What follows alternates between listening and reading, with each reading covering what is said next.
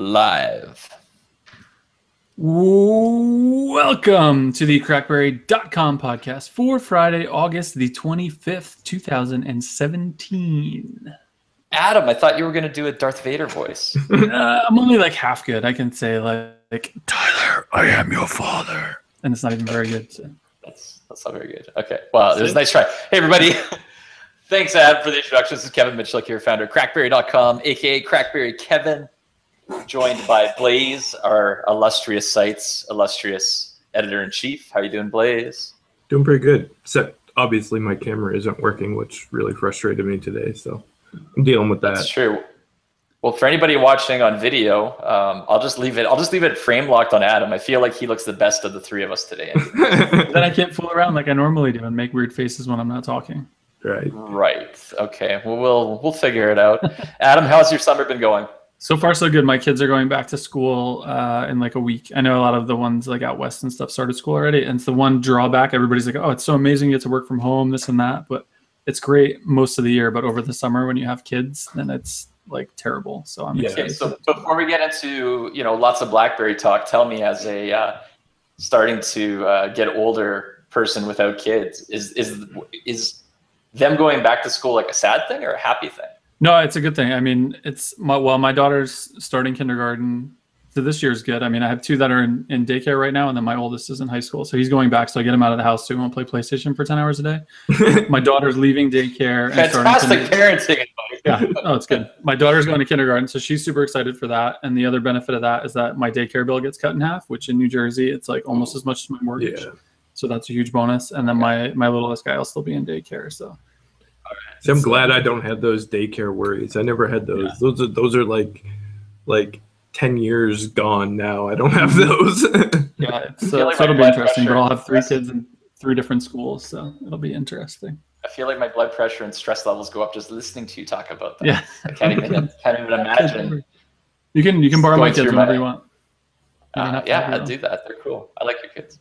Good. All right.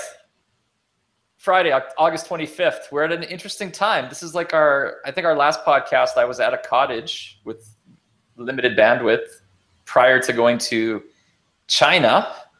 And now we are, I'm back in the office for a few days before heading to Berlin.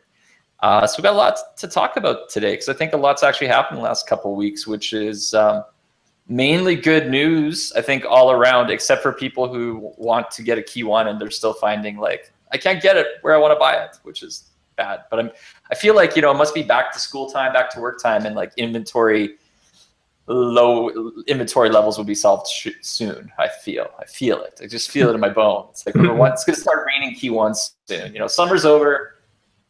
It rains with key ones. But where do you want to start? I didn't make today's agenda, so let's let Blaze take it away. Well, the first thing I put on the agenda was your trip to China. So how about you tell us about that experience? You do get to start. I can't talk about the entire experience, which means there's awesome things I just can't talk about. So that was cool. I did go to Shenzhen though for a day. It was like one of these trips where I traveled longer than I was there, and then it took me a week to recover from the jet lag. Yeah. So I flew like Winnipeg to Seattle to Hong Kong, then you take a car to Shenzhen, go through border control, all the passport visa stuff. Spent about a half a day in Shenzhen. May have been checking some stuff out, maybe not. I don't know. We'll see. I'll leave that as leave it up to rumors and speculation. But it was a really great trip, really great experience. Kevin, 2 thumbs up, so to speak. And then went to the airport where it was delayed for like 19 hours to fly to Beijing. Got to Beijing way late in the night, and slept in the next morning, and then went to the BlackBerry Key One Beijing China launch event, where the Key One got launched into the Chinese market for, I think, the first time in forever, with a partner out there called JD.com. People listening may not have ever heard of it, but it's like Amazon of China, but it seems more exciting and fun based on how everybody gets like really jazzed up about it. And that was by far the most crazy entertaining launch event I've probably ever been to for any smartphone ever, and I've been to a lot of them over the years, not just from BlackBerry, but even other manufacturers. It was crazy. So I mean, it was like, you know, remember like at Barcelona where people were like, oh, I wish BlackBerry had done like a bigger, you know, rah show type of thing. Well, I mean, and I guess in the Chinese market, it was like being on an episode of Who Wants to Be a Millionaire with the music and sound effects. And I say this in a super loving way. Like, it was entertaining. And the music was so loud. I am glad I didn't lose my hearing. It was like insane. And, you know, the MC announcer, she was awesome. She was like, I think she was maybe from local TV, like news anchor or whatever. And, you know, pretty girl comes out. She's in her like the ball gown kind of thing to do the reading off. You know, she has her cards with all this stuff, like very, you know, traditional MC. And but then when she talks, she just has like this like the Chinese news anchor radio voice, kind of, or TV voice. And I'm like, oh my God, what's going on? And I didn't understand a word that was being said, and I was so entertained. And I was like, take my money now. It was really good. It was fun to watch the live stream because you can see, like, they didn't have subtitles or anything, so I had no idea what was going on. But you just see you on stage, and you're kind of like up there, and you're like, you know, like just kind of like going with the flow. It's like nod and smile, and they're all like, ah, blah, blah, blah, like saying all this stuff, and everybody's like, yay! And then I had a translator. Oh, nice. Yeah, it was good. Everybody had there was a lot of CrackBerry Kevin love, which was amazing. The fans, fans for BlackBerry in Asia, there's a lot of them, and they are super passionate. And it's funny because obviously for years, like, we've seen, you know, BlackBerry China-based websites, right? Like there's Berry CN and BerryLink and some of these guys. And, you know, I've never known the people behind the sites in that case. Like, I've known of the sites. I've seen like some prolific blogging over the years. I've seen, you know, I follow some on Twitter, et cetera, back and forth, but I've never really had a dialogue with that community. And I met everybody there. And it's funny, normally when I go to events, it's like usually CrackBerry Kevin comes with gifts. He gives away, you know, stickers and some T-shirts and, you know, hopefully free phones. And here it was like, Kevin, I brought you presents, and everybody had stuff to give me, and some of it was awesome. There's T-shirts. I have it at home. I don't have it at the office. I got some awesome T-shirts. One guy made the BBM logo out of like Lego blocks, and it's epic how he did it, like the BBM icon. Another guy did. He made picture frames, and it was like of an old, I can't remember if it was like a BlackBerry 7290, and it was really cool looking. And, you know, you can stick your photo in it behind glass, hang it on the wall. So I came up with all this like swag from all the local sites. So I'm really, you know, I mentioned it on a previous podcast, I'm really trying to figure out the best way to like unify the BlackBerry fans, like spread out regionally around the world into something, you know, even bigger.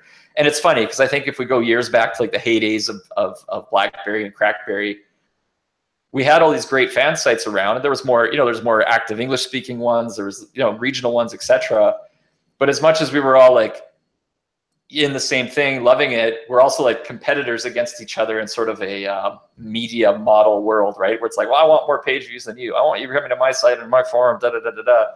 And I think, you know, what I hear from everybody that I meet in that space, it's like, well, CrackBerry's kind of always been this global BlackBerry community site, but there's a lot of like regional sites that kind of, you know, feed off of it, right?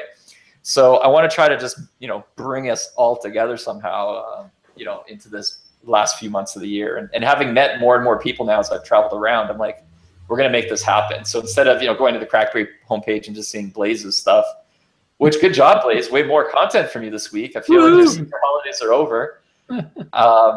We'll see just like a larger representation of the broader global, you know, BlackBerry community on CrackBerry. So, gonna make it happen. But it was a great trip, and you know what got announced there was, lo and behold, the phone I held up, I think on the last episode, it was a BlackBerry Q1 from BlackBerry Mobile, you know, TCL communication, with 4 gigabytes of RAM and 64 gigs of storage. So not dissimilar at all from what launched in India that we talked about on the last episode. They also launched the silver version too, though, didn't they? Did they end up doing both versions? Maybe they did both colors. I think they did both. On JD.com, you could buy both of them. So okay, yeah, it was mostly most of the discussion that night was around black because the theme of the event was, I think, like what was it, back in A Night of BlackBerry, and it was kind of like focused on the dark theme. And and yeah, like the show itself, I mean, they had dancers on the stage. It was like this group of like guys with briefcases spinning them around, and then later they opened the briefcases and they had phone demos. One of the fans, the guy who runs, I think it was Barry Link, he brought his collection with him. So they actually framed all of his old BlackBerries, and they were hanging on one of the walls. And he had, I don't know how many phones he had up there. There must have been like, they probably had like 30 or 40 hanging. And they had some good ones. They had my, the Cherry Cola Pearl 9100. I always love to try to find. And he had some of the like Dev Alphas and those types of devices. And it was just, it was crazy. It was an amazing event. The only problem, but apparently it's good luck, was after the formal event, there was supposed to be like a party outside. And literally, as soon as everything finished, just poured rain, like dumped rain. So it kind of was like party over 2 hours too soon, because there was no alternative. It was like the weather had to be good. There was no like, okay, let's move everything inside. It got drenched. But it was really just fantastic, fun event. Very different from what you typically see.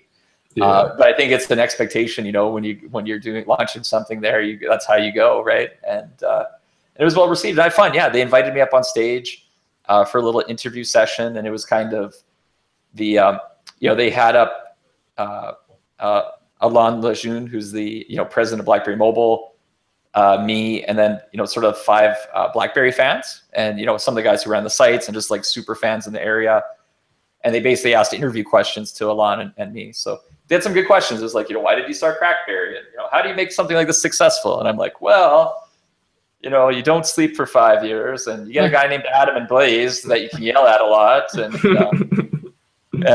you don't sleep, and that's it. It worked out. I always enjoy watching the launches from other regions, because they really are just so like extra and kind of like over the top, like the Indonesian launches and the Chinese launches and stuff like that. It's always like, it's always on a different level than what we do in North America, which is perfectly fine. It's totally awesome to do that. And it's awesome to have the tamer ones too, but it's just like, wow. Yeah. I don't know what changed. I mean, I think it's like, I don't know if there was maybe, the showmanship of it, like the show style got killed out of it. And, we've seen it happen before. Like, I think just, as society keeps maturing and we hit this, I don't know, some sort of equilibrium, everybody takes a much more safe, neutral stance. That's, a little boring-ish in comparison to that. But also, I don't know, it's never offensive. I mean, we saw it, a couple of years ago, right? Samsung did their Unpacked event in New York, and it came across as like really weird, and like all these things happen when people go on the wrong side of it. So it might have worked in a different market, that launch event, but it was like they did a hometown launch in New York, and it was like nobody had it, nobody liked it. So. That's why it's kind of like a cultural divide. Some people will look at it in a different way, and then it becomes negative when it really shouldn't be sort of negative. But whatever. Yeah. So China was awesome, trip back home, and then I was like a wreck for 4 days, of course. And then next up is going to be IFA in Berlin. And what I do know is CrackBerry is hosting a CrackBerry special edition meetup there. And, if it's a special edition meetup, it means it's extra special. We've only done one other special edition meetup, which I would say was our Waterloo one. Oh, and Barcelona. Maybe a few of them are special, but they're always special. They're all special, Kevin. More special. But we, we're you'd say co-hosting it a little bit with the help of BB Mobile there. So it's going to be similar to Barcelona in that we're going to have, I think we have about 50 BlackBerry fans coming out, some local, some people flying in from different parts of Europe, which is just like awesome. We have a couple of fans who were at the Barcelona event who are like, I can't miss this one, so they're coming down. So if they're listening, Rico, Merritt, look forward to seeing you guys there too. And it's going to be special. So we'll definitely do a lot of social posts and things from it as it goes down. And what'll make it extra special, you have to watch. This guy, huh? I may or may not know at this time. Oh boy. May or may not know. I don't know, man. The This should be speculation. the name of this podcast. I may or may not know anything. I don't know. And then it's like, that's what my wife tells me all the time. It's like, I don't really think you know anything. I don't know. I find it interesting because BlackBerry Mobile did put out that IFA teaser video, which, I mean, I forgot about the teaser video. if you really want to dig deep into it, it's a very, let's just say it's a very dark and black teaser. So dark, so black. Okay, well, there we go. We'll find out next week what the darkness and the blackness of the teaser video represent. Maybe it's all tied to Sunday's finale of Game of Thrones. Oh, jeez. What? They're going to have dragons at this event? Or the Mayweather-McGregor fight. Who's going to win? I'm going to be away this weekend, so I'm going to miss both of those events. And I don't know that I'm Really? like super. Who are you betting on for Mayweather-McGregor? I'm not betting on anybody, but I'm hoping that Mayweather. Who would you pick? wins. I would pick Mayweather. You want 100%. Mayweather? Okay. Blaze? Here's the thing. I'm so divided over that. I want to see McGregor win because I don't generally like Floyd, but I do believe that Floyd's gonna win.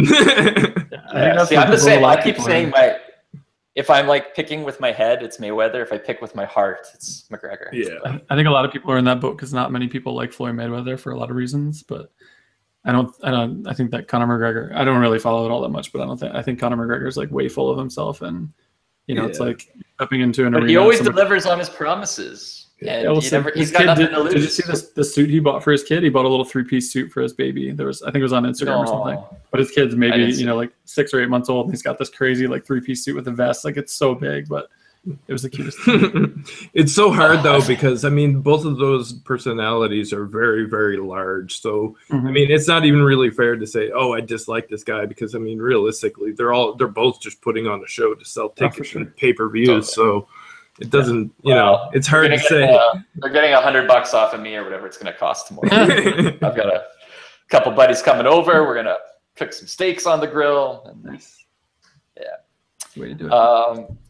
Interesting. Off topic. We should call this episode. Are you going to get your steaks at Walmart? Because you can get a BlackBerry there. Actually, you can't get it at Walmart, I don't think. But you can order it from Walmart. You mean I can get an unlocked BlackBerry one in Canada from Walmart Canada? Yeah. That's fantastic. On the internet. That is a fantastic Also, there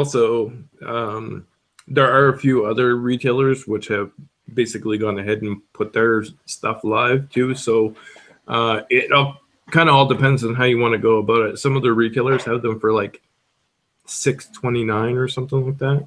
But Walmart tends to do price matching if you call them and let them know that their prices are not exactly right. So I mean, what's been pieced together that I've pieced together is Ingram Micro Canada is like the main distributor. That's the main distributor for Canada, and they work with different partners. Like that's who CrackBerry Canada store has always worked with, right? And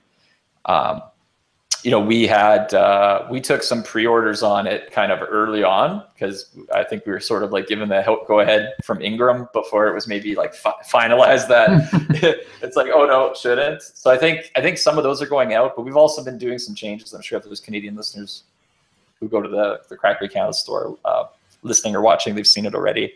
So we're like in the process of kind of shifting things over where with our e-commerce operations a bit, and we're right now that one's going to our existing partner Blue Shop, who's we've always worked with to run our CrackBerry Canada store offering, and then kind of figuring out right now I might spin up a new CrackBerry Canada operation out of my home base here, so I could put like signed autographed notes in every package with stickers and stuff like that for fun. Make it really like better. But the additional CrackBerry Kevin Love. Stay tuned. Logistics work through it, but there's got to pull warehouses together and people. But I got all the pieces coming in place to kind of next level it. So we'll see what happens there. But yeah, that's good. So I mean, that's happening, which is good because I know a lot of people. It's funny. Nobody ever used to talk about unlocked phones except I feel like us. I always unlocked them because I would get them. So I'd get them wherever, and I'd have to unlock them to use them. Yeah. And now, like when we did all the CrackBerry meetups this year, that was always the question I got is like, are they going to sell it unlocked? Are they going to sell it unlocked? And, you know, people are just more willing to, you know, pay outright the cost of a phone these days. And yeah, they just don't want to get locked in. So. I haven't had a contract since the last actual BlackBerry that I bought on contract was a BlackBerry Z30. It's actually still listed on my Rogers account. That's that's listed as the phone that I have. But so what is your advantage? Because you're still on Rogers, you're still paying the same monthly amount. Why don't you just take advantage of? Yeah, but when the reason why I would buy unlocked is obviously because you get for the most part, you get the updates faster, of course. And with traveling and stuff like that back and forth to the US and everything, I actually have a T-Mobile account that I use when I'm in T-Mobile or when I'm in the US. So I use that. Being unlocked allows me to go ahead and just pop the T-Mobile SIM card in and not really worry about it. Because, and you know, some people are probably, well, why don't you just use Rogers Roam Like Home and pay like the $5 per day? Roam Like Home. Yeah, my Roam Rogers Like amazing. My Rogers plan is so old that it's not applicable for Roam Like Home. Why wouldn't you get a new plan? Because Roam Like Home is the greatest thing ever. Because it just doesn't make sense to me. I would literally, no matter when you do the math on it, I would literally be paying twice as much for less. Well, all I know is my bills used to be like $1,000 every time I left Canada for 2 days, and now they're super cheap. Right, but like, you know what's funny? I think on the last podcast, so we talked. Oh, I got to talk about this. This comes back to the China visit. So this particular unit has a dual SIM card feature in it. And I was like all excited, like, oh, perfect. I'm going to China. I'll leave my Rogers SIM card in it, and then I'll get a local SIM card out there. Well, here's the thing. Freaking, it's the great firewall of China. So everything's on lockdown. You can't use Google services, et cetera, et cetera. The only thing that works, having my Roam Like Home on my Rogers SIM card, because it goes back to Canadian servers and everything works. So I could use everything, whether it was Instagrams or Gmail, like all my Google apps, everything worked. Even in the hotels with VPNs, because I left Canada with like 3 VPNs installed on my laptop. And I'm like, never worked, never worked. The only way I could get anything to work was I would Wi-Fi hotspot back to this with my Rogers SIM card, and then everything worked fine. So I was like, I didn't even get a chance to test out, you know, what it would be like to use dual SIMs, because the second SIM would have just given me a useless phone at that point. It would have been good for small web browsing. Yeah, I could rock it on Baidu. I could rock it on Baidu, WeChat, and JD.com. And I'm sure many other things. But it was just like, I was really shocked. I guess it's been I thought I went on a trip there not that long ago, 2 years ago, and I don't remember the process being exactly what just happened here. Or maybe I did get a SIM card there and I still used the VPN successfully, is I think what I did. But this time around, I was like, roaming was the only way to go. And I think Rogers Roam Like Home was only $10 a day surcharge for the 2 days I was there. So I paid $20. And I was like, using my regular data plan, which is 16 gigs a month. 16 gigs a month. Oh, you got one of them special like Winnipeg plans. Yeah. Everybody should come here, sign up for their contract, and leave. It's mobile tourism. Yeah, we come for the carrier plans. There's actually people out there that do that. The Rogers gray market people who resell it. So that should be my side business. They basically sign you up for a plan in Winnipeg, and then once you have the plan signed up, they transfer your number to a local one in a different area, wherever it is that you are. And then, well, please, why aren't you selling this? I can go sign up the numbers. I sign up to buy so many things out there. Seems like a no-brainer business, right? I saw they were charging like $150 for it. That's the catch. Realistically, they charge you $150 for the service. Little known fact: the old BlackBerry's chief marketing officer, Frank Boubin, around the BlackBerry 10 era, I think he's Rogers' chief strategy officer now. So maybe we could talk to him and get an inside deal. Make some calls. Make some calls. Let's get all the Winnipeg plans and resell them. I'd settle for just Roam Like Home. See, no VIP love. You think you should be grandfathered in like Rogers to just, No, they hate me. Cell towers. They want me off of that plan. Because they used to hustle them back in the day. You get like phones off of business accounts and stuff. Oh man. I think we should call this show Randomness and Goodness. Don't start. Book by that name. There's a book. Look it up on Amazon. Great book. It's like $1. You should read it. I'll pay my All right, we need to move on. It's a fantastic podcast. We did a survey. Actually, on that note, we have a survey running right now on CrackBerry. It is our reader survey. So it is a really, really long survey for our hardcore audience, which is probably you if you're still listening to this right now. So this is your chance to go basically tell us everything you love, hate, dislike, etc. about the site. There's even a question about like Adam Zeiss. Do you love him or hate him? And we should take the survey and find out. It's very specific, in-depth survey, you know. Do you like, yeah, and we do it for, it's very, very in-depth. And you can even take the survey, and I think if you leave your email address, you have a chance of winning like, you know, $600 towards the purchase of a new phone, which you'd be smart if it was a BlackBerry Key 1. Yep. Let's look. I don't want to lie here. Fair warning, this is a long survey. Yes, it is. It's going to take you 30 to 45 minutes to complete. Oh my God. Look, it's worth doing because this is what helps us, you know, find that happy line in the. Oh, look, I'm reading comments now. Wow, that was a huge and painful survey, but it was very thorough and honest. Sorry if I hurt anyone's feelings. That's us. We're going to read it and be like, check it out now. Yeah, you should take it. I'll take it right now. Like, but Kevin Good talks too much on podcasts. Yes, he does, and that's why you should have them when I'm away. It's Blaze's fault. He doesn't do it. Okay, what do we want to talk about? Walmart. We talked about Walmart. Yes. Should we talk about AT&T? Absolutely. So talk about it. Since I'm in Canada and Blaze is in Canada, I feel like Adam Zeiss, this is your topic to own. So the funny thing is I actually just switched off of AT&T a couple of weeks ago. No. And now I'm a happy T-Mobile customer. Saved myself some cash. Yeah, they make the switching process, I mean, porting your numbers is just so easy now.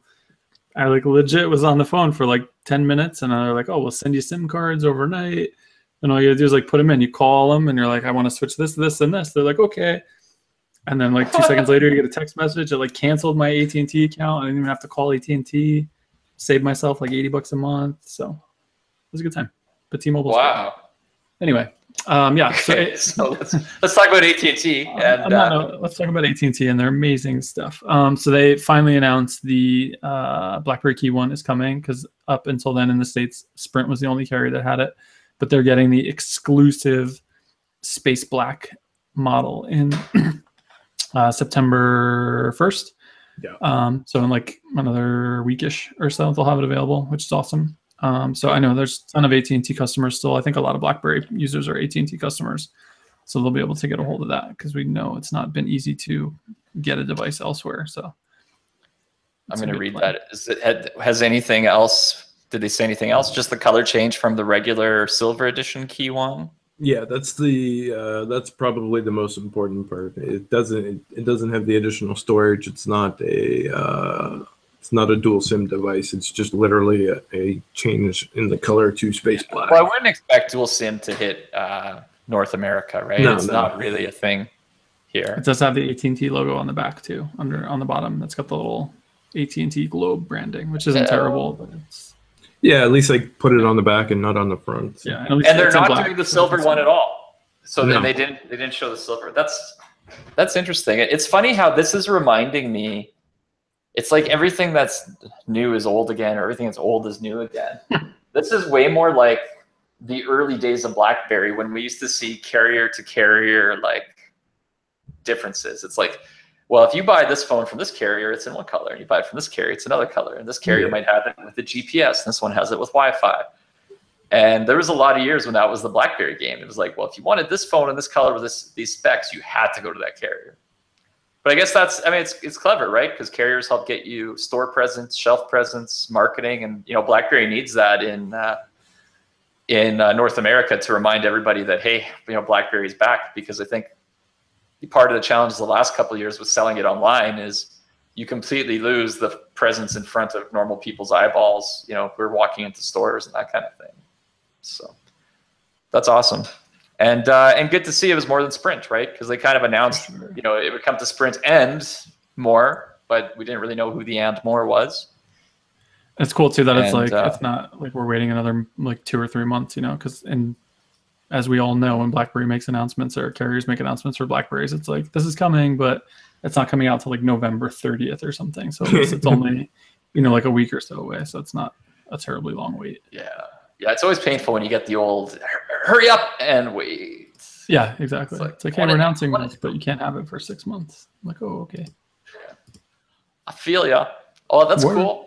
Space Black as the name of the color. That it was interesting. Caught me by surprise. AT&T's got to be a little bit special. They always like to add a little bit special. Remember, they had their own BlackBerry Passport version. So. Oh yeah.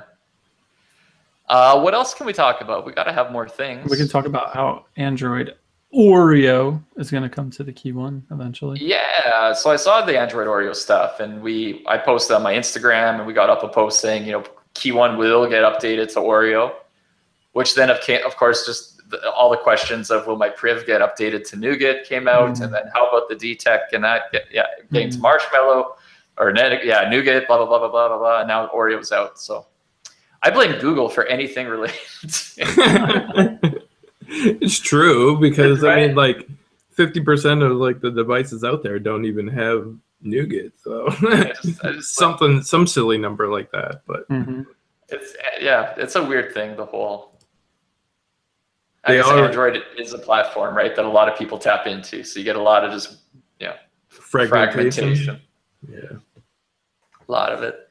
It's interesting though, because one of the key features within Android Oreo is basically it's called Project Treble, which is built around the fact that they're fully aware that there is Android fragmentation, and that this whole Project Treble thing is basically built and designed to be able to go ahead and deliver faster updates because of the fact that it deals with core files. So OEMs and stuff like that, like TCL, should be able to go ahead and update their devices faster. Now, it's obviously not something that's going to happen overnight, but the foundation is being built there so that they can go ahead and make it easier to get these Android updates out and hopefully kill off some of the fragmentation. So that's essentially one of the highlights. When you look at Android Oreo on the whole, it's not I mean, everybody you ask will say that it's not exactly a huge update in the grand scheme of things. It's kind of like somewhere's in between. So it's not a huge jump when you actually break it all down. There's only a few things there that stand out, but at least Project Treble is one of those things. Yeah, I feel like Nougat itself was a big jump, at least performance-wise, because a few of the phones I've had, like the Pixel and the Key One, most other Android phones to date, I never found quite as viable and stable. And, they often start to get that slowdown after a couple months. And I've been really happy with Nougat overall. So as long as Oreo doesn't take a step back on anything, I'm like, it's awesome. And I also find my Pixel, it's pretty good. I mean, like you said, it's not like a huge update, but it's got like little tweaks here and there. But I mean, it still runs really well, and it just looks a little different. Well, and I think what's nice too is there's nothing in Oreo that I'm reading where I'm like, oh my God, Nougat's crap. Give me Oreo today, or I'm gonna burn this phone. Like it's like pretty happy with Nougat. If the Oreo's got some good stuff, good, but it doesn't feel like I'm. It feels good. Feels solid. Yeah, it's a very middle of the road update, which is perfectly fine because that generally means that the next one is going to be some sort of revolutionary change in the platform. They're going to rebuild Android from the ground up as BlackBerry 10. They're going to buy it for cheap off John Chen. Let's start some rumors. Well, they could probably get it for cheap. I saw some. Honestly, we could probably buy it for cheap right now. Maybe we pull our money together. We can Kickstarter project. Yeah. There you go. Kevin and team buy BlackBerry 10. Can you imagine? That'd be crazy. We'll have to hire find the best BB10 devs who have not found new jobs elsewhere. Sure, we can make and then pull them back, and it'll be like a new Cyanogen mod. And then once it's ready, we'll just have we'll find Didn't Cyanogen like peace out today, so we could like take over? Yeah, that was kind of what I was. I don't know, but I mean that means there's room in the marketplace for another. I mean, maybe you can go to Cyanogen mod and sell them now on getting BB10 back. I'm being silly now. I don't think that'll work. You're correct. Anyways, I'm okay with Android. That's cool with Android Oreo. We got a couple big things on the list here. Yes. Jerry Rig Everything got a new Key 1, a new BlackBerry Key 1 he bought himself, not given to him by anybody. And he torture tested the hell out of it. And he couldn't get the screen to pop out in a human normal way. Yay. And then he had to he blow dried it, and it still wouldn't come off, which normally I guess that should soften the glue so it should release easy. And instead he had to pry bar the thing apart, and it broke the display getting it out. So we went from a display that was, for some people falling out too easily, which it shouldn't fall out obviously, to one that's indestructibly never going anywhere now. Yeah. So he gave it the 2 thumbs up. It's going to stand the test of time. And that's problem solved, and that was awesome to see. And obviously, we still see some reports coming in of people having some display issues. I think it's as we've tracked it I've tracked it kind of informally. I think in this case, what sucks it's a lot of the first people who bought. Probably there's a mix of them there where issues popped in, but then they've been resolved for I think a while now. And, this is another independent validation that it is solid. So it's good. And, but overall, I still think, the actual number of people compared to number sold seems like it was fairly small. But, an issue I can honestly say I hope never, ever pops up again in the future history. Pops out again. Adam and I were both waiting to make that joke because you said people. Pops in a few times, and we're like, nah, bro, it pops out. Pops out. You guys are too quick. I'm tired today. But excited. I wanted to record a podcast before the weekend. Yay. Anything more to say on that? I feel like our mojo's just Kevin ruined it or something. Friday. No, it's Friday. I got a lot of things to do this weekend. Friday. We got fights to watch. We got Game of Thrones to watch. I'm going to the beach at 7 in the morning. I still got to pack and stuff, so I'm just what? Who goes to the beach at 7 in the morning, though? Well, I mean, I'm driving to the shore at 7 in the morning. I'm not actually going to the beach. Oh, you're waking up and then going to the beach on a day trip. I usually wake up before I go on trips. That's correct. I think I've got a title for this podcast. ABC, as in Adam, Blaze, CrackBerry, Kevin. Your friends in BlackBerry. Oh my god. We're more like friends, because we're definitely not podcasters. I've concluded right now, so you can't call us that. I don't know. Just like I never called myself a journalist, I would never ever call myself a podcast. I'm a blogger. Multiple people remind me on Twitter that I'm terrible at both writing and podcasting. So. I won't argue with you. We still love you, though, Ed. You have a nicely shaped head. If you see it in person, I mean, it's kind of big. It's yeah, but famous people always have big heads, don't they? Isn't that like a Hollywood movie star thing? Little body, big head, and you look great. That's why you don't have a big head? Yeah, I'm just too small, especially now I'm working out again, and my shoulders are going to pop out, and my head's going to look... I'm working out. I bought a bicycle. I've been doing a lot of biking. Mm-hmm. I bought a thin bike that I ride sometimes. Very proud of you. Did you see any BlackBerry mobile marketing while you were out riding your bike? That was so in the Winnipeggers, I have not. I did see 2 signs intersecting that said Mercury and Aurora, and my mind went, whew. But I did see the article on CrackBerry rounding up a bunch of the BB Mobile advertising that's out there, which is good to see.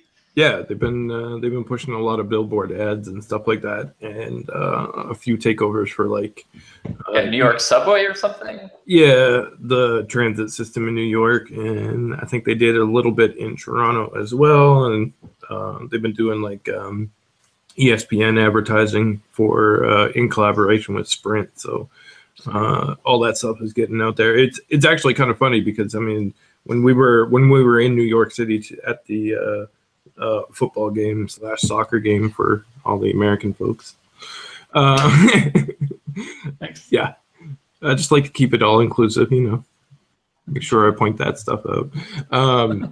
That game itself was sponsored by the BlackBerry Key 1, so it was I mean, if you look on our Instagram and stuff like that, you can see some of the ads that were put up during that. But you know, it's good to see that BlackBerry Mobile has started pushing some of that stuff out there, because I mean, as we all know, BlackBerry of the old wasn't necessarily big on marketing it. So. Well, you know what? You just jogged my memory too. So, being in Barcelona for the official announcement of the Key One, did they? And being on stage, I should know this, but I still have to think about it. Did they not just say it was going to come to 5 markets? Well, like I thought the original launch was like it's coming to a handful of markets. And then since then, it's like, okay, Chile just launched, and obviously we just talked about China, and I mean, India got it too through Optimus. And I'm like, it's clearly like a larger effort going on to take this thing in more places. And to see the marketing come too. They may have initially said 5 regions for the initial launch, but they've definitely expanded beyond that now. Whatever those 5 were to begin with. I know it was North America and Canada, but they've definitely moved beyond that at this point. I hear ya. BlackBerry Key One owner survey. So I think on a previous podcast, I said we were working on an owner survey for Key One owners, and it did go up. So if you have a Key One and you're listening to this and you did not take our BlackBerry Key One owner survey, you should go to crackberry.com. You'll find it somewhere there featured at the top, and you should take 10 minutes and fill it out. I glanced at the results earlier today. There's been several thousand replies, which is good to see, and in-depth replies where people are taking time to respond in a meaningful way. So I'm going to work on a summary of that, hopefully for next week. Maybe I'll work on that on my flight to Berlin, and we'll get up a bit of a summary.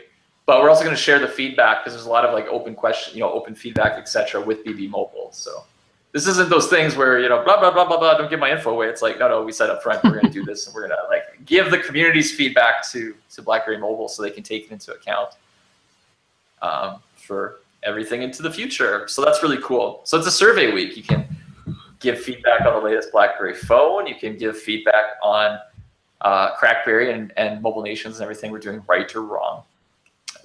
It's actually a survey and a contest week, because the CrackBerry survey has a bit of a contest included in it. But that's true. And Kevin, I'm running a contest too. It's the back to school, back to work giveaway. So what are you giving away in that contest? Phones. What else? So you could go to a blog post on CrackBerry where you can leave a comment for your chance to win. Because sometimes we run these fancier contests where you have to like go follow this company on Twitter, blah blah blah blah blah blah blah blah. But this one's old school. It's like log into CrackBerry, leave a comment, you're entered to win. Open worldwide. Good luck. The random comment picker machine will pick the comment, and hopefully somebody wins. We've been doing it so long. There's a lot of people who've won that I see the names because we've emailed them. So I'm like, I feel good about it when we do contests. I'm like, real people win stuff all the time. Yes. And this is the fun part, though. I'm really into Instagram this year. You may have noticed it seems to be my favorite social platform of choice. So if you go to @CrackBerryKevin on Instagram, you might have to go a couple posts back beyond the AT&T announcement. I have a single post that is the back to school one and giveaway. And what you do is you leave a comment tagging a friend or a colleague or a family member, whatever, who you think would like a Key One. And if you get picked there, you'll each get one. So it's like sharing the love. Yeah, it's cool. Maybe like Key One. Yeah, it gives you like, I should have done 2, because if you had 3 people together, Key Ones, you'd have like a Key One gang. You could roam the streets and like bring, spread the word. Create your own street team. Street team. You could be the Key One street team in your hood. This is perfect. See, we need to do these rambling podcasts more often, because all the good ideas come here. It's true. And then Adam keeps us in check, Blaze. Are they really good ideas though? I don't know. I think a CrackBerry. I think like being a local Key One street team seems pretty dope.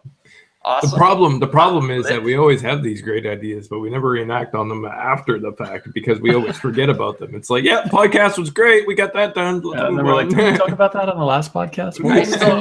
honestly, I'm gonna take a sabbatical 1 year. I'm gonna like reread and re-listen to everything we ever posted in the last 10 years. I feel like that's a terrible idea. Well, it's a terrible idea, but the thing is, I just don't. My memory is not as good as it should be. I'm like, I don't know. I put too much stuff in like a CrackBerry box and closed the door.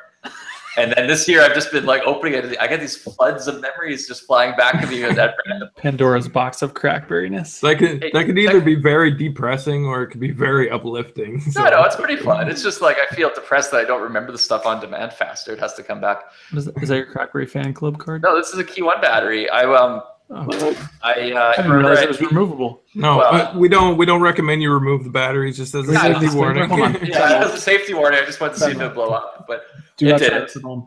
Yeah, so I have these, but look at this cool thing I discovered. These are my broken ones from my drop test, and then I destroyed them at the end, obviously. Oh boy! But under this one, this is cool. So there's this like circuit that goes from this side to this side, and it actually says on it Mercury side key. So the code name of the device is, can you see it? Like it's stamped in white on that yellow circuit thing. No, absolutely cannot see. Can't read it. Yeah, so it actually says Mercury there. We'll take your word for it. It's cool. I trust you. There's also like some weird fonts that just, I don't know. It's pretty cool. Interesting. Yeah, I thought so. We also have another contest going on where you can enter to win a To-Me flip case. Yeah. For your Key 1. I think I have one sitting here. I'm going to reach for it. Okay. They're nice cases. I like them. I looked at their stuff the other day. But my best friend got a To-Me wallet, and I went online to look at it, and they're like $80 for their wallet. Yeah. Is that a good price or it's expensive? No, it's super expensive. I mean, I have the same wallet that I've had for like the last like bajillion years, which is basically this a rubber band that I buy. Like, oh yeah, I know once a year I buy them in like set of 6 for like $10, and then I just keep using them. But it's amazing. It wraps around my stuff, and it's great. I use this one. Yeah, that's of course. What? What's that? Of course. It's a fancy one that probably costs more than the amount of money that I have in my wallet. Wow, most people don't even carry money in their wallet anymore. I don't. I mean, I have no money in my wallet. I don't carry a wallet. Adam's like pulling out rubber bands, and Kevin's pulling out a wallet, and I'm like, I got my debit card. Usually I try to use Android Pay as much as I can. But you should just be like Bitcoin. You should be like Bitcoin. If it's not Bitcoin, I don't want to use anything. You'd be so rich if you kept all your money in Bitcoin, Blaze. Yeah, if I started that years ago, I'd be rich now. Wow, you should have. Do we have anything else productive we can talk about?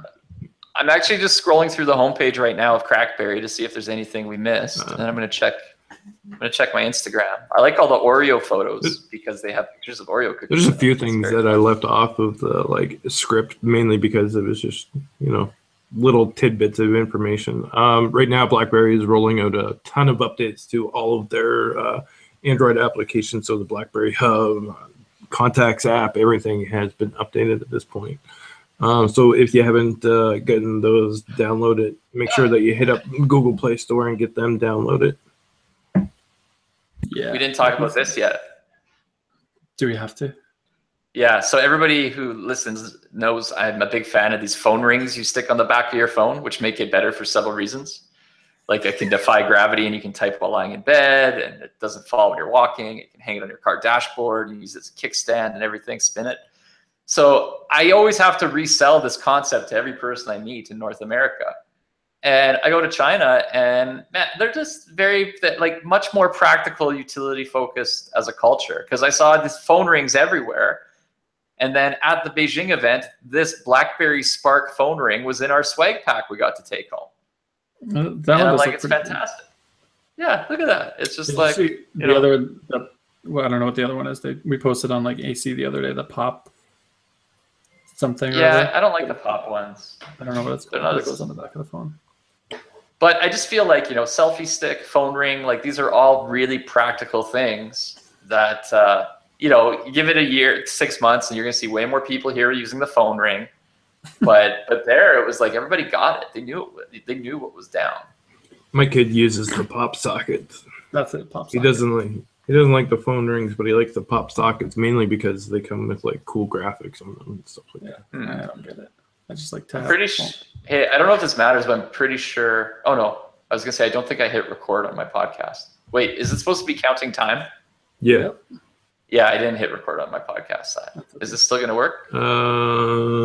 It'll work. You're For gonna get yelled at, but it'll be yeah. okay.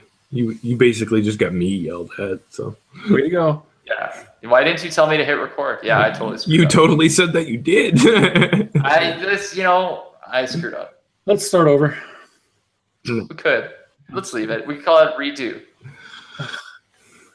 BlackBerry Podcast redo. It's because I didn't eat today, Adam, or drink water. I'll figure it out. If you're still listening or watching, thank you so much for putting up with us, because this is truly something that I would not want to subject myself to if I were on the other side. So we appreciate it. That hurts. Well, I mean, honestly, would you watch us if you had the choice? Kind of did hurt my feelings too, Adam. Maybe we should re-record. You couldn't even put in the effort to podcast. get your camera working, for Christ's sake. It's not my fault. I blame Apple for that crap. Let's just call us a casual CrackBerry. Well, we need a name that lowers the expectation of what this episode was about. Look, can we not call it a podcast anymore? Just call it like three guys hanging out. Yeah, that's fine. CrackBerry catch up with APs. People can't say like your podcast sucks. And we're like, that's not really a podcast. We were just kind of catching up and recorded it. Well, that's what we're doing, because I haven't talked to either of you in a bit. So this was our catch up with, you're here with us. I feel, here's what I want to tell you. If you're listening to this and you think it's a crappy podcast, yes, you're wrong, because it's not a podcast. A podcast is like an informational show, This is far more authentic. This is three dudes. We like Blackberries. We worked together, known each other many years, a lot of shared history. And we're just catching up and we're talking about our favorite thing, which is Blackberries. I think that's more real. And in fact, I think all other podcasts suck, and this is maybe the best thing that's ever hit the internet. Ever. No? I don't know. I oversold it. You oversold it, but it's still pretty well up there. So, I mean, I like maybe it's more I like the endearing. authentic nature of it all. With that being said, you have also mentioned that there's like 10 different titles for this podcast. So I'm basically going with randomness and goodness. So Yay, Adam wins. I love it. Fantastic. That's what I wanted to get to. See, now the whole show had purpose. All because, Adam, you said you were reading some amazing book on Facebook when I followed you. Yeah, I was reading because I saw the trailer for Ready Player One, which is coming out next year as a movie. So I looked into it, and there's a book which has only been out for a couple years, but it's like the most amazing book ever, because it's all about it takes place in the future, and they go on to this thing called the Oasis, which is like a virtual reality thing. But the guy that designed it grew up in the 80s, so it's all this 80s references to war games and Back to the Future and all these old video games, which is all stuff we grew up on in the 80s. And I'm a super 80s nerd, so I read that book faster than I read any other book in my entire life. It was so amazing, and I want to read it again. And I'm super excited for the movie, and I hope the movie doesn't screw up the book too much. But can you send me a link? I would like to read a book again. Yeah, for sure. It was awesome, super good. So if you haven't read it, you should definitely read it. I've never even heard about that being a book until I actually saw the trailer. So yeah, that was the same thing, and that's why when I posted on Facebook, I was like, if any of my friends were actually friends and they've read it or heard of it and didn't tell me about it, then I don't want to talk to them. You're not my friend anymore, because they should know me well enough to know that I would love that book. So yeah, there's a lot. Okay, so speaking of reading, I just pulled open my Twitter page because right before this podcast, I asked people, and I screwed up right there. I said recording a CrackBerry podcast today. I screwed up. I should have said recording a CrackBerry casual meeting of friends today. Any topics you want us to cover, tweet me back and let me know. So I'm only going to, since this isn't a real podcast, I'm just going to pick out the ones I want to read. And Blaze, you can always do the same if you want. Okay. Renee Ritchie asks, when are we getting an official CrackBerry Kevin orange and black BlackBerry? That's a great question. I feel I don't know if it would look amazing or super amazing. I think maybe throwing a little white on with the orange with the black would look better than just black and orange, because black and orange is a little Halloweenish. Yeah, but if you do black, white, and orange right, it looks really good. Sort of like our 10 years of CrackBerry logo. I could go for straight up orange. I think it would be amazing. I think I had one of those. Didn't I used to have an orange BlackBerry? Yeah.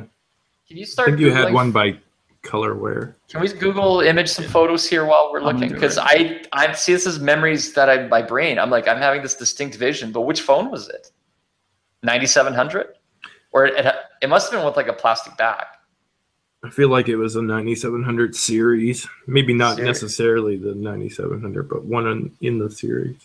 Okay, I'm gonna read more questions. Donna Diva wants to know why no stock at Amazon and Best Buy, even for orders placed 2 months ago. When might they get in stock? Yeah, see, I don't know, but I feel like soon. I just feel like, summer's over. It's like boom, make it rain Q1s. So that is the best answer I have for that, which wasn't great, but please discuss the status of the Key One on Verizon and if we should just give up and move on. Ooh, so I don't know the answer to that. Obviously, we know it exists because they were on Amazon briefly. Well, it basically falls back to the stock question about whether or not it's available on Best Buy. I feel like it's gonna start raining Q1s. I don't know. I don't know. I'm hoping, by our next podcast, these questions stop because there's inventory. If not, we'll read them again next time. But is Nougat coming to the Priv? I mean, and is the DTEC 60 getting upgraded to Android 7.1 and 8? I mean, I don't know. And we talked about that the last episode. Did I say no, or I sent an email to find out and I didn't get a great reply? Oh yeah, the reply was buy a Key One, and and that was as good as I could do. But I would like to say they are, but I don't think so. At least not. I'll be impressed if they do. Jamie Turner wants to know sales number results for Key 2. How is Key 2 still stacking up as new hardware is released? What do you know that what is? Okay, so it's just to talk about a Key 2. Well, I mean, I assume if we have a Key 1, it's like a signal that there's going to be a Key 2, maybe a Key 3. Key 4 almost sounds like kefir, which is a great yogurt fermented drink that Adam Zeiss's family used to drink. Do you guys still drink it? No, because we realized how terrible it was and we stopped drinking it. What? I just had some kefir this morning with some blueberries and some hemp seed. It's pretty nasty. What? I lied. I did have a tiny bit of breakfast. Sorry, did you say with blueberries and Pepsi? Hemp seed. Oh, I was like, kefir with blueberries and Pepsi. It's amazing. Oh yeah, probably would be good. Winners of the Shot on BlackBerry contest needs to be addressed. Wait, is that us or somebody else? Did we do something? Yeah, we did something. I can't remember. Can you ping? Yeah. Let's get on that. See, this is why. Thanks, Brian, for pointing us out. You should put that into our survey that if we didn't do a good job. See, this is how many contests that we have. We have like 4 going now. There's nothing I like better than a CrackBerry that's full of contests and full of surveys. We need to do more polls. And, we're talking about rumors of the Key 2. So that's cool. It's like perfect podcast. In this, just for the record, though, in this instance, at least, we should have a post for that one, and we'll make sure that we go ahead and get one up. But if you ever enter a contest and you don't see a post up announcing the winner, go back to the original post where you entered the contest and check the widget, because in most cases the winner will be announced in the widget itself. So just keep that in mind when you enter a contest, because we don't necessarily go back and post the winner for every one, because the widget that you actually use to enter updates, and then it tells you who the winner is. So I like it. Adam Nightingale wants to know new BBM update. It seems to stray from the classic plain look. Look, man, I'm gonna be flat out honest. BBM update and the path that BBM has taken at this point is literally trash. It's a dumpster fire. Whoa. That's my thoughts on it. I hate it.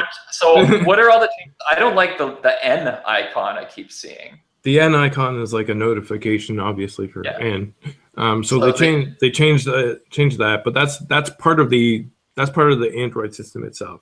There's not a whole lot that they can do. Well, there is, but there isn't. They just decided to go with the standard Android system.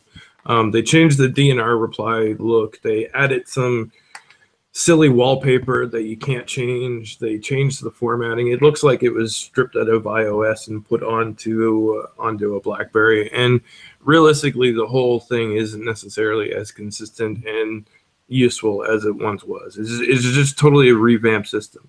Now, I mean, it's still great for messaging and stuff like that, but when it comes down to it, they basically did a complete overhaul on BBM, and not everybody likes it. It's terrible, in my personal opinion. It's one of those things where it just seems like they're adding so much stuff to it that it just doesn't make sense. You know, I get that they want to go ahead and expand everything that is available on BBM, like they have new channels and stuff like that under the Discover tab, but everything is just loading a web page in the background. So, I mean, it just doesn't make any sense. And some of the stuff doesn't even make sense to go ahead and have, like the BBM rewards program, for example. The BBM rewards program that you can sign up for, which is available in the US and Canada. It's cool and all, it's a great concept, but there's like the rewards program, the language, there's sort of like a language barrier with some of the content too. Like in Indonesia and places like that they use like top-ups to be able to go ahead and fill up their mobile accounts. They use top-ups and stuff like that. Canadians don't necessarily use top-ups when they go to pay their mobile bill or anything like that. So using a top-up, you know, using that wording doesn't necessarily make sense for like BBM to even have that on the US and Canadian side. So there's like a little bit of a language barrier there when it comes to that stuff, which is understandable, but it should be addressed, right? And like I said, all of this stuff basically loads as like a web page in the background. It's like a built-in web browser. They're trying to make BBM the be-all, end-all for everything, and it's not working, man. It's just not working. I don't know how else to put it. I think that was I'm pretty impressed. You should write that into an editorial or make a YouTube video about it. In China, I use WeChat a lot. WeChat runs China, basically. Yeah. That's how they pay for, like, you go to the restaurant and you go to pay for your dinner, you just pay through WeChat. It's like if you're bored at the airport, you don't need Tinder. You just open WeChat and say, you know, show me people in 20 feet around me.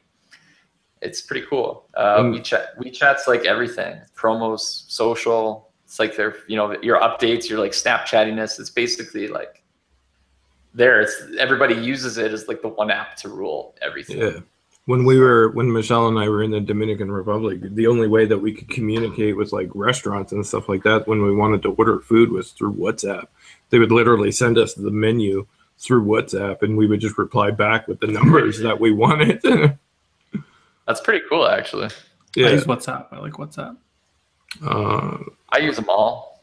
I use a lot of them. I mean, I still use BBM, and I don't use WhatsApp, but for you know, general communication and stuff like that, I've moved pretty much to Telegram, because Telegram offers a lot of unique features, like you know, as silly as it sounds, like the customization of sticker packs and stuff like that. Like you can literally make your own sticker packs and use them on Telegram. And of course, there's also like the secure nature of it all. Can you make me a CrackBerry Kevin sticker pack, and I'll use Telegram with you? I'm on Telegram, actually. Maybe you're the only person I have on my Telegram list. I think you are, because you sent me a message. You're like, hello. That was the only message I forgot. I'm cool too. I'm on all the things. I just don't open. Yeah, there it is. I just don't open Snapchat often because I just still think it's dumpster fire on Android. I gave up on everything except for Instagram and Twitter. I'm gonna blow you a kiss, Blaze. Oh God. I feel like we should hurry up before we take too much more of a day. Okay, sorry. Yeah, we're almost. How much recording time have we had? We're over an hour now. In regards to the BBM stuff, though, basically, I mean, as you guys know, we always like to go ahead and collect feedback on any of the changes and everything else that happens in the BlackBerry world. So we do have a poll up right now on CrackBerry, whether or not you actually like the BBM update.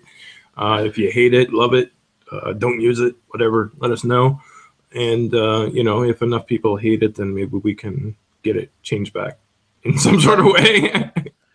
Well, I'm very excited because it's nice to see I like when the community gets riled up, good or bad, and has feedback. So,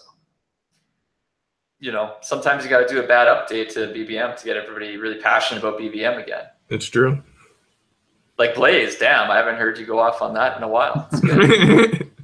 Last question. So somebody says Key 1 AT&T specs. Do I go for the Key 1 or Essential? So we're coming to a crazy season. The fall's always busy for phones. So we just had Andy Rubin, who was the guy who kind of was the father of Android, started a new phone company, and they've released what's called the Essential phone. It's their first touchscreen phone. So we saw that this week or last week. My weeks are confused. Then this week we also saw Samsung announce the Galaxy Note 8, which as soon as I saw the back of the phone, I was like, ugh, looks ugly, because I don't like the way the camera is all integrated compared to how it was on the Note 7, which was pretty slick minus the blowing up thing. We're coming into probably iPhone season. We'll see what happens there. It's going to be a busy time, but that's what I like. There's only one of those phones that has a nice keyboard on it. That's the key one. Yeah, and I mean, that's what it really comes down to. If you're considering a device with a keyboard at this point, then you only had the option of the key one, the Essential phone. I'm not going to hate on that in any sort of way, because it really is a nice phone. Although I kind of don't like the basic design of it. It's just, it seems very basic. I've seen a lot of references at this point. I like just straight up, like I was really looking at the Essential phone aside from the fact that the camera was terrible. Yeah. Like I just want something that functions really well, and like I don't need anything that looks fancy or anything. Yeah, like you that. just need the essentials. Minus waterproofing. That's the strike against that phone, because if it's going to be a full touch device in 2017, I feel like you kind of got to go with your IP whatever certification. Yeah. 67 or something like that. 53, 48. I don't actually remember the number. I think 60. I'm pretty sure it's 67. So maybe BlackBerry will release one, and we'll have to look that information up to be correct. Well, I mean, it'd be nice. But so it's an interesting time. But I think that's a cool thing. When the key one started to come out, we said, look, this is a phone's going to have a long shelf life. We're still talking about it many months later. Part of that's because the rollout obviously has gone slower than we probably thought it would. Coming back to like January when we first started to see it. But I think performance-wise and customer demand-wise, it seems to be selling wherever it launches. And the problem's been not enough of them out there. And I'm hoping we'll see it get out there. What's cool is I'm starting to see more in the wild, or what'll happen to me is people know me, and then they will talk to me and be like, "Hey, Kevin, I saw somebody with a key one." So if I haven't seen them, they're actually seeing them, and that's good. And what I love is they know it's a key one. They know what they're looking at when they see it. So that's pretty cool. We'll have to wind down this podcast to talk more about the key one next time, following our trip to IFA, or maybe record a podcast at IFA. We have quite a few Mobile Nations people there, so maybe we'll do something with Mr. Mobile. Yeah, you guys should do a nice round table, because that'll be a proper podcast. See, that we'll call a podcast. This is just a casual gathering of friends. Podcast by professionals that actually talk. Can I be honest? I actually haven't checked to see how many people are listening to our podcasts, air quote podcast lately. So maybe this is 7 people or 17. I don't know that I would check either. Well, here's the thing that I always notice is that when Kevin is on, people listen. And when it's just me and Adam, nobody listens. So yeah. Well, that's the nicest thing you've ever said. Unlike Adam, who's like, "This is the worst thing." I say nice things all the time. I just like to be honest. They just usually come as backhanded compliments. You're supposed to be honest off air. No. Sorry. What was the Blaze thing? To be honest. Yeah. To be honest. You're lying. I know it. At least I didn't say BBM was a dumpster fire. What? Hey, look. I think when you write up your, because Blaze, you'll post it to the site, you should mention in the paragraph text. If you listen to 52 minutes in, you'll hear my rant about BBM. If you listen to Terrible Podcast number 62, you'll know that. I don't know. I would love for BBM to make a regain, a new resurgence. But what do you think has to happen for that to happen? Just because connectivity is kind of sewn through everything now, right? Facebook Messenger is actually really good. WhatsApp's really good. WeChat's good. Telegram, Blaze loves. There's no shortage of them. So how do you next level something, and in that space enough that people are gonna go back and use it like crazy? I don't know. Use it for crazy. I don't know. I've thought of numerous things that they could possibly do, but none of it actually works out because everything at this point seems like you're just copying a different feature from somewhere else. I think, yeah, I don't know. Right now, I think it'd be better if they actually just purchase some other organization and adapt all of the good things that they have and then make that BBM. You know what I mean? Like Telegram, for example, I would take Telegram. I would buy Telegram and make it. How do you rate the performance? Is Telegram just faster for you to send messages? Like it seems smoother overall, or? Well, I mean, in terms of like the customization options and the ability that you have in there to be able to go ahead and make it your own, I think is a huge feature for a lot of users to be able to go ahead and make something their own. Like with BBM, like I said, they rolled out that update. Now you're stuck with this silly little wallpaper that you have that's just like squiggly lines and stuff like that, and people don't like it. I mean, one benefit to even doing that or adding that feature would be the ability to go ahead and change that wallpaper. Like if you're gonna go ahead and change something that is standard, I'm a very big person when it comes to like, okay, you can give these things, you can give people these things, but if you're going to do it, give them the option to go ahead and revert it or make it their own. If you can't just force things on people and hope for the best, because that's how you upset your audience. That's user hostile at that point. You know, if you're going to integrate a wallpaper, then you need to integrate the ability to go ahead and change that wallpaper.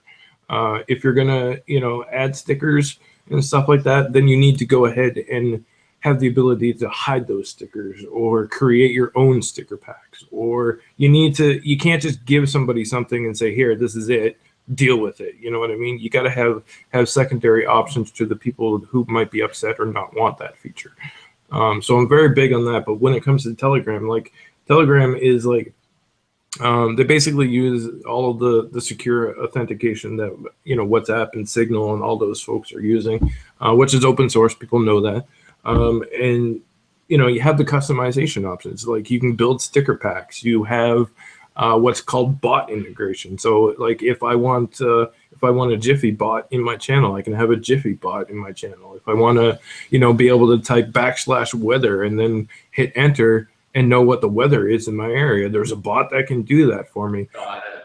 And like BlackBerry has been talking a lot about bot integration and stuff like that, like chat bots. They basically said that 2017 was going to be the year that they build out their API for chat bots and stuff like that. Well, where is it? You know what I mean? You look at the updates and stuff. Yeah, it's interesting because it's like, I don't know if that's still the key to growth, right? It's like, right. You need to do like one thing amazingly well, get the attention of everybody, and then once you have it, then you keep adding things in. Right, and just adding stuff once the game is played. I mean, it's hard. I don't know specifically what BBM could do to get people back to BBM, but what I do know is that what they're doing now is not the answer. It was the perfect tool for pirating paid content. I think it would be pretty good. Like if people could stream, as sad as that is to say, stream movies that they didn't pay for, like just make it the gray market of content. Yeah. Like instead of torrents, it's like get all your stuff through BBM. It's secure, it's private, nobody can tell what you're watching. Blaze can just be like, hey Kevin, watch this. Then I stream stream a movie. Game of Thrones. I stream you pay for the fight tomorrow. You send it to me a link, and then I'm just able to shoot it through my Chromecast to the TV, and I don't have to pay for it. I'm like, I'd use BBM for that. I'm sure a lot of people. I didn't say it was a legal idea, but I mean, I think it would work. Yeah, I mean, I don't disagree. Like nefarious I was just trying to avoid saying that stuff. Were you thinking it or not? I couldn't tell if your brain was going that way. Like I do feel like nefarious. It's kind of against the whole BlackBerry brand thing of Yeah, it totally is. Trusted by governments and super secure, but I do feel. I mean, when you look at Telegram has these things called channels, and channels. If you look at the listing of the channels, one of the top things, well, two of the, I'll say it, when two of the top things that are there are piracy and porn. So. Oh, fantastic! Okay, so it's catering to that user first, and and that'll spread to mainstream adoption, and then they'll clean it up. At that point, they'll have everybody on their network. Right. So basically, you need to plant a hook, and the best hooks are always interesting. Borderline gravy. What if you distributed free paid apps, like even on other devices? Like say you have an iPhone that's running BBM, you know, and Apple always wants you to go through the App Store. Like, what if somehow through BBM you could they could do an announcement? It's like, here's a free app, and it would download and install. But I guess that's probably blocked. On Android, you could do it. Yeah, maybe. I don't know. You're going to dark places. I don't know. I'm just, it's, you know, summer's coming over. I'm trying to get, Bye, everyone. This was a fantastically random and good show. Random and good. If you're listening, you truly are a family. We love you. If I've met you in person before, you're awesome. If I haven't met you yet, I really want to, because you're amazing. You're still awesome. Thanks for listening, putting up with us. Ooh, that's a good title too. Thanks for putting up for it. Take our survey and Aww. Happy crackberrying. I need a good sign off that's not Kevin out. It's like keep your thumbs twitching. Keep your thumbs on the keyboard and your stick on the ice. Keep your I'm the one who has to hit stop. Okay. I was like looking at Adam's avatar. I'm like, Adam, why aren't you hitting stop? I'm just gonna keep rambling. Just wait. Okay, bye everybody.